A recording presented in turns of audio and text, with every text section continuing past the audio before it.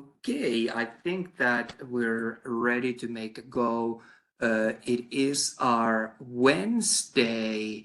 Normally, I would try to offer a live online session at our scheduled time, but unfortunately today I had a little bit of a technical difficulty. So to make up for that, I'm at least ensuring that we have this recording available for you. Um, it is our week 14, if I'm not mistaken. And this week is particularly interesting and fun as we will be focusing on the peripheral nervous system. So this chapter is very much continuation of what we've looked in the previous weeks about the nervous system. We started with a general introduction to the nervous system, then we spent a little bit of time talking about central nervous system, and today this week we're moving onwards with the peripheral nervous system. Here's a really quick plan for what I intended to do today. I want to start with just by making a couple of acknowledgements about the Thanksgiving, how we're approaching the end part of our course. I also want to lay out the plan for the week, including the homework, and the bulk of the session is going to be dedicated for the review of the chapter material. In the interest of time today, I think that we're not going to spend too much time looking at the weekly homework. It follows very much of the same format that you're already familiar with, so I anticipate that you're at a good place with that. But as always, if for some reason you run into challenges, questions come up, do not hesitate to reach out to me. Do let me know, and we'll get those addressed. So that's the kind of a quick plan for what I'm hoping to accomplish today on this recording. I want to start by acknowledging that it is going to be a long weekend.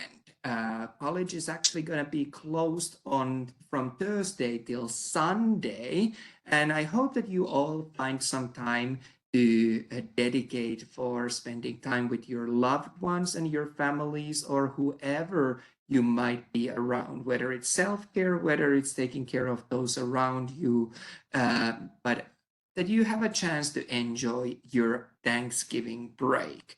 I'm particularly grateful this year for the students that I get to work with. I do think that I have the best job at the institution since I actually get to see what all of our work behind the scenes culminates to, which is working with you. It's been quite a day, to be honest, so I will try to be very structured, but if I'm jumping around, as always, don't hesitate to reach out to me and we'll get those challenges or any unclarities addressed. I am grateful to be able to contribute my part to the society. It is a weird time. I think that people are also navigating their fears and worries and their frustrations. And sometimes we're not all very successful in how those are navigated, but we can all try to do our very best. So hopefully you have a very, very relaxing long weekend. Try to make some time. I know that you have a lot going on, but try to make some time also for just enjoying the moment.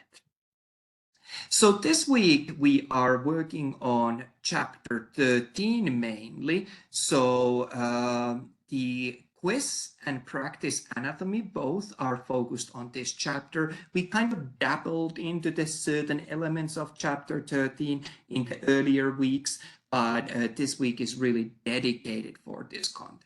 For this week, I'm asking you to complete as homeworks 2 assignments, so the quiz and practice anatomy. As usual, they're completed at the publisher's online platform known as Connect.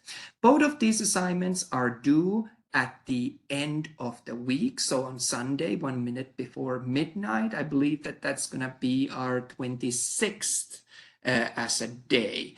On this note, I just want to take a really quick chance to put something on your radar, and I'll be sharing more details about that later on. But I want to remind you that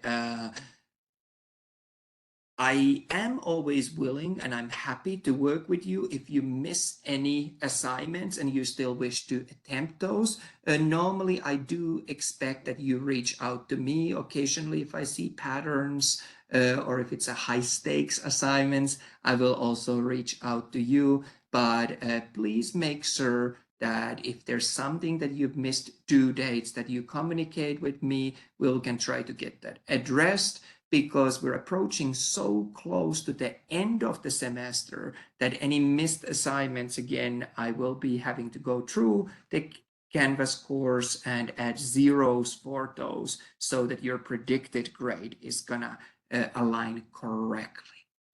So those are our 2 assignments. I don't think that they're a huge amount of work, but they're good work. They're work that helps you to learn the chapter material. So I highly encourage you to get those submitted. And moving on to actually talk about the chapter content. Like I said, our focus is on this week on the peripheral nervous system. So we're really looking at the nerves and sensory organs that are located outside the central nervous system. We'll leave the sensory organs, I believe, for the upcoming chapters, but I kind of want to place the peripheral nervous system in a context of what we have discussed so far. So as you remember, central nervous system contained our brain and spinal cord, and there's communication between the outside world and your central nervous system through the peripheral nervous system. So peripheral nervous system kind of links the CNS and our outside world, both for collecting information to our central nervous system from the outside world, but also executing commands from the central nervous system that will then have an effect on the outside world. So we're really talking about all of those neural structures that we have outside the brain and outside the spinal cord. We can do many other divisions, and we'll get to talk more about some of these divisions later on this course. But at large, this is our main focus. So as you see on the diagram, we're looking at information coming into the central nervous system, information leaving the central nervous system. So that's sort of a balance. When we're talking about receptors, that's probably going to be a good place for us to start with. We're talking about structures that collect information of the external world, but it can be also information from the internal state of the body, for example. Receptors are really crucial part of our responses to the changes in the environment. And remember the whole concept of homeostasis, how we were always focusing on changes. Your body wants to remain in a consistent state. I do want to talk a little bit more about sensation and perception. I think we'll get to revisit that again, but even though we have receptors that collect information, we only become aware and give it meaning is at the level of the brain. Here I have this diagram that you're very familiar from the past of homeostatic feedback mechanism. You'll see how everything started with the stimulus. This was the thing that was changing. And now we're focusing on those receptors. These are the parts of the nervous system, sensory organs, many different forms, how they come, that collect this information, that detect this stimulus. This information, like I said, needed to be passed to the control center, which is typically the brain, where we can actually form a proper perception of the information collected. We compared that against the set point, what's normal for the stimulus, and if we were outside the acceptable values, so to speak, then we recruited effectors. And most of the time, effectors work through negative feedback to stop the stimulus from happening. That was our negative feedback. There were 3 times when we saw positive feedback, so that these chains triggered more chains to be produced. And we saw that during childbirth, we saw that during lactation, and we also saw that during the process of scab formation or clotting. So that's really what we're talking about there.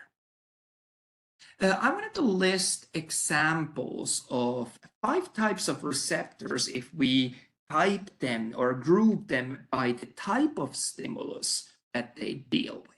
So we're going to have our mechanoreceptors that are important in detecting touch and other forms of it. So notice there's a bunch more than just touch as a whole category.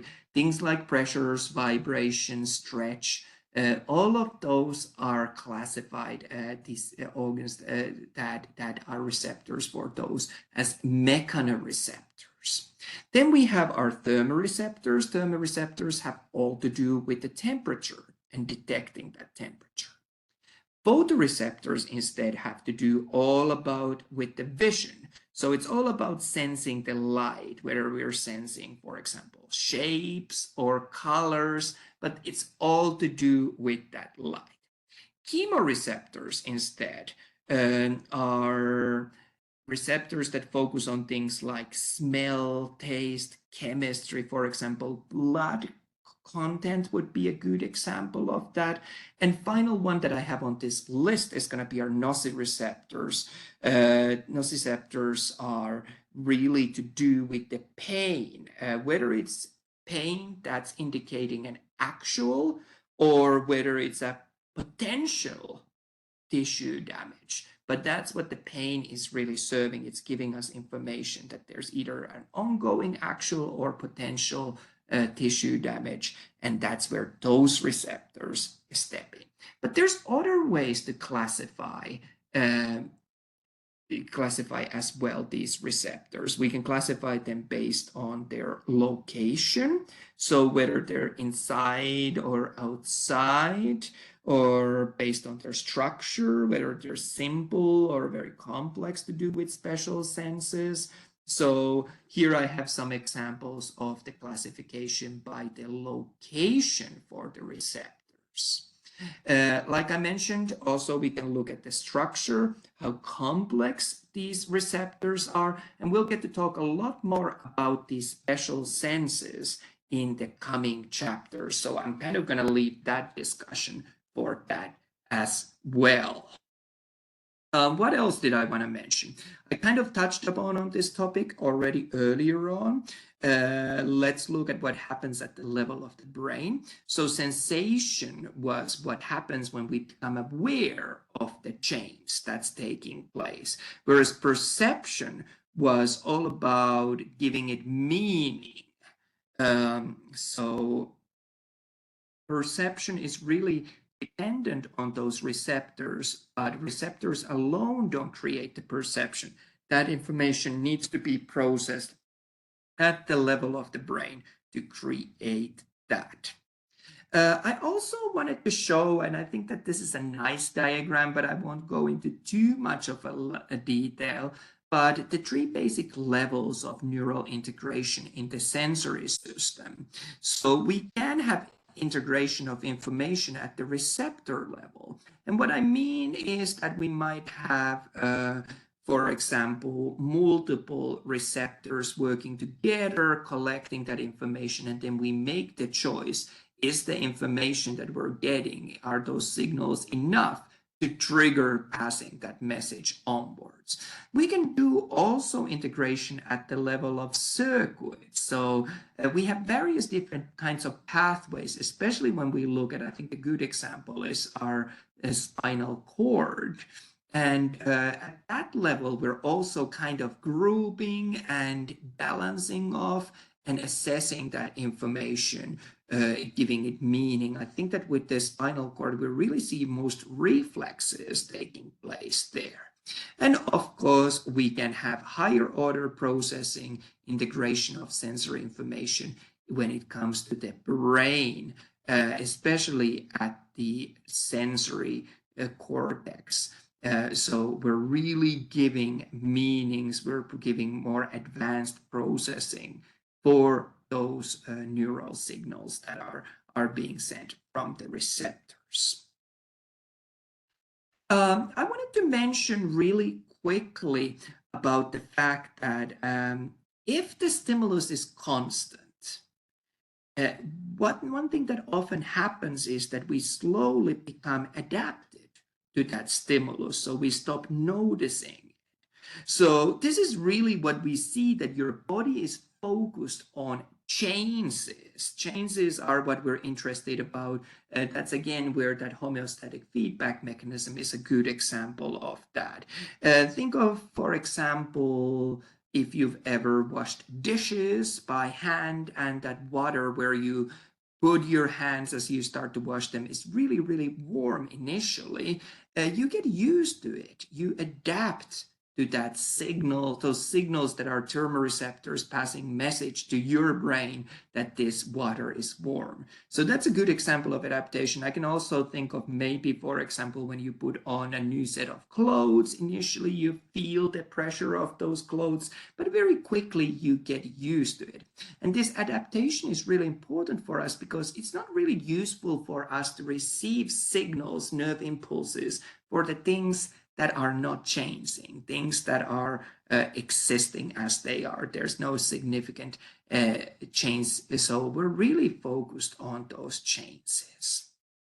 I wanted to talk really quickly, a few words about the pain. And pain is typically defined as a warning of either ongoing or potential threat of tissue damage. And I have a silly little joke there, but obviously we know that pain is a subjective experience. It's really hard to objectively quantify pain so that we could do it from one patient to another. Rather, what we end up seeing that we can quantify pain in relation to that patient's previous experiences. So remember, anything that could cause damage or causes it, we do have our pain warning us about that, whether it's ongoing or whether it's something that's just potentially dangerous, potentially causing damage for the tissue. I do want to acknowledge here at this point, as we're talking about the pain, that obviously the pain tolerance also varies from one individual to another. But I think from my perspective, when I think of how this relates to clinical practice, is that if one is not feeling pain, when we assume that they should feel pain, that's especially dangerous. So we see, for example, this with individuals who develop diabetic injuries because their nerve sensory receptors are not working as well, for example, let's say at the extremities, like at the feet, if they're on the wheelchair. It's not uncommon for diabetic patients to end up banging their feet, damaging their feet, and not feeling that pain. And that's going to be especially dangerous. So we really often look at, if you're not feeling the pain, that's an even bigger concern for us. Same as if I look at patients who have fallen over and might have spinal injury. If we can tell that you should feel the pain after that fall that you took and the patient reports that they don't, that's probably a concern for us, that we want to be paying attention of what's going on with that. I also, as we're talking about the pain, wanted to introduce a concept that pain doesn't always originate from the site where we feel it. And this is known as our referred pain. So pain that's originating from one body region gets perceived as coming from a different region. So that's why we really start looking at these patterns. Where are you feeling the pain and what can that pain actually tell? It might not be directly from that particular site. And this is because of how our nervous system is organized. I think a common example that I see used a lot is that when a patient is experiencing heart attack, we often get left arm pain during that. So it really has nothing to do with that left arm. That pain is originating from the heart. So I think that that was a kind of a good notion. I want to kind of, in the interest of time, keep going on and mention a few words about the nerves. These are these cord-like bundles of axons closed inside a connective tissue. So we're seeing how they get wrapped up and packed up. I think that this microscopic image of a nerve is particularly good at illustrating. You can see those connective tissue layers at many levels, as we're seeing on that illustration as well. If we're talking about the nerves, we can classify nerves as either cranial ones, so relating to the brain, or as spinal nerves. These are originating from the going to the spinal cord. So a few different regions for us to look at in that sense as well. And I want to start our discussion with these cranial nerves. There's a lot that we could go into detail, but last time we looked at the central nervous system and I discussed some of the basic concepts when it comes to the brain and spinal cord.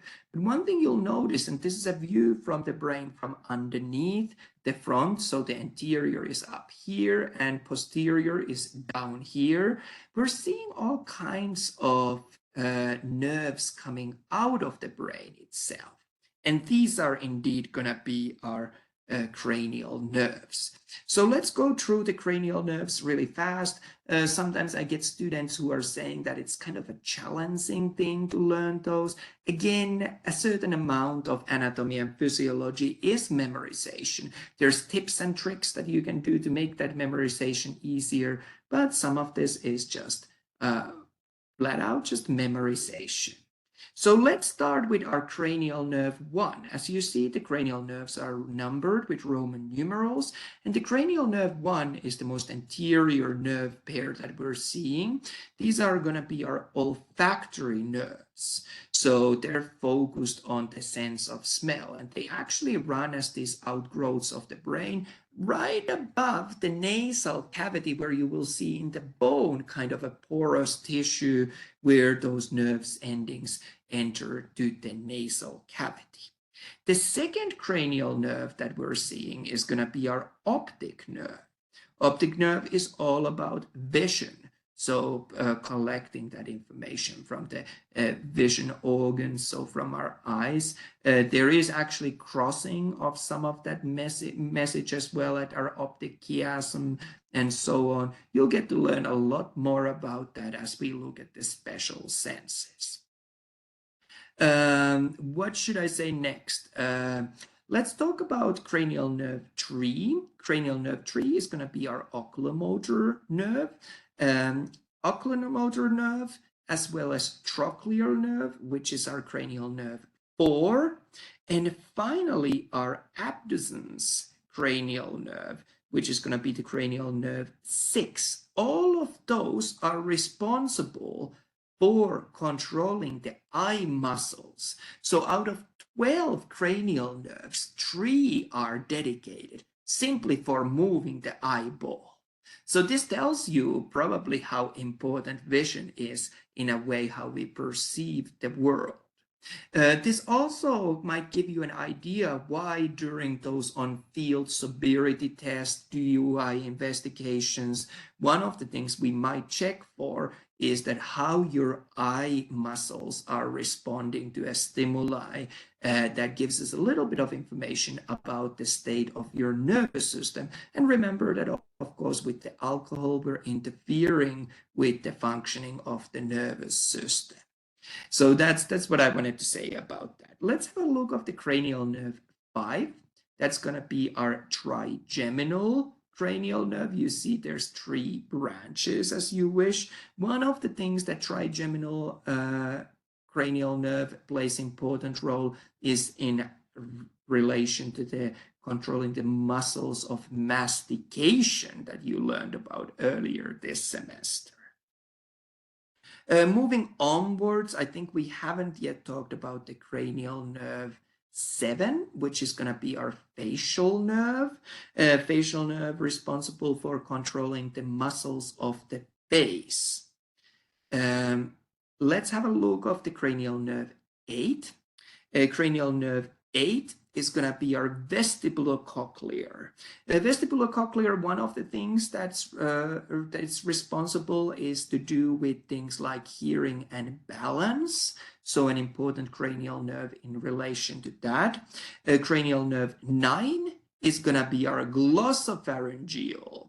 Glossopharyngeal does what the name kind of proposes, so controlling muscles of pharynx, salivary glands as well, and so on. Cranial nerve 10 is going to be our vagus nerve. It's responsible for many different things, such as swallowing. Vagus nerve is a nerve that we see in many parts, many processes, usually a really good bet if you don't know what other nerve would be involved. In fact, from Latin, the word vagus refers to the term wandering. So this is our wandering cranial nerve. We end up seeing vagus nerve in 2 different places, so it wanders around. Cranial nerve 11 is going to be our accessory nerve, responsible, for example, for the neck and back muscles, for example. And final cranial nerve that we're going to see is going to be our hypoglossal cranial nerves, responsible for things like controlling your tongue. Sometimes I get students saying that, how do I remember all of these? There's many mnemonics that you can look up online, how to memorize, first of all, the nerves, and once you've memorized the nerves, how to figure out their functions. I'm going to be honest, some of them are a little bit on the ruder side, so I'm not going to propose you what mnemonic you should use. You do what works for you and what helps you to remember. I have also provided you a handout on your lecture materials or on your learning module materials of these cranial nerves, if it helps you to follow through them and color them as you go through them and figure out their functions. Obviously, it would be ideal if we had models that we could look at, but in an online setting, we make do with what we have, and I think the diagram is a good place to start. I wanted to talk really little about the structure of a nerve to kind of have a basic appreciation of that. So nerves are really classified often based on to what direction they transmit impulses. So we're going to have mixed nerves that contain both sensory and motor fibers. These are usually the nerves that are further away from the spinal cord. And once we get closer to the spinal cord, often these mixed nerves actually divide into 2 branches. We have our sensory nerves. These sensory nerves carry messages towards central nervous system. So those, what have we sensed with our receptors? So for that reason, because they're carrying the messages towards the central nervous system, they're often called afferent nerves. So remember, my way of thinking of afferent is that it sounds almost like arriving. Opposite to that, we have our motor nerves, which are typically carrying messages away from the central nervous system towards wherever in the body we want to elect that motor response. So these are our efferent nerves. Efferent, I often think of them as exiting. So arriving and exiting, we do end up seeing a little bit more detail that we could go into. I'm just trying to be economical with the time, but we see that these sensory nerves are typically found at our dorsal root of the spinal cord. So on the dorsal side, back side, whereas these motor nerves are found on our ventral root, so on the belly side, front in the case of a human that's standing upright. We can see other structures of a nerve, of a spinal cord as well, and you'll see how these join together. Another thing that's noteworthy here, and it might come up later on this presentation, is that we typically end up seeing cell bodies located at this enlargement of the dorsal root. That's going to be our dorsal root ganglia as well. So quite a bit going on there, quite a bit to notice. And here we're actually seeing the term that I just mentioned, the ganglia. Ganglia refers to a structure that contains neuron cells, cell bodies, as it's associated with the nerves in the peripheral nervous system. So these enlargements that we see in the structures. And you can dig into a little bit more detail if that's something that's interesting for you from the full-on lecture materials. I did want to talk a little bit about the innervation of the skin in particular. We can actually map out the body based on our dermatomes. So these are areas of the skin innervated by each spinal nerve. So these are where we're collecting the information from the skin, carrying also messages towards there, and we can look at based on at what level of the spinal cord do they arise as we are mapping these dermatomes. I'm providing there a little bit more information if you're interested in that. And like I said, your lecture videos contain far more detail. So I think that that brings us to the end of what I kind of wanted to highlight as the key points when it comes to the chapter 13. As always, these are kind of the big picture level reviews of the chapter material. So obviously I encourage you to use your textbook. I encourage you to use those full lecture videos and other resources that I offer for you. As always, remember that I am here to help. Even though this is an asynchronous course, it doesn't mean that you're working on your own. On that note, I think that we're going to wrap up this recording and this session today here. Like I said, I really appreciate the fantastic work that you guys are putting in. I know that being student is busy. I know we all have many things going on in lives, but your success in this class is evidence of your ability to multitask, do all that. We're so close to the finish line that I really encourage you to keep working, keep going, because there's not much left, and then you can get that great final grade that you deserve. Like I said before, if you've missed any assignments and you want to still attempt those, it would be a good idea to reach out to me. I will be shortly starting to enter 0 marks for missing assignments. So we want to address those. The onus is on that you let me know and we can work together. It's not automatic, but I'm normally very, very willing to work with my students. But obviously, that is the due dates are there for a reason. I think that that wraps up everything that I had planned for us. Like I said, I am grateful, I am appreciative of you.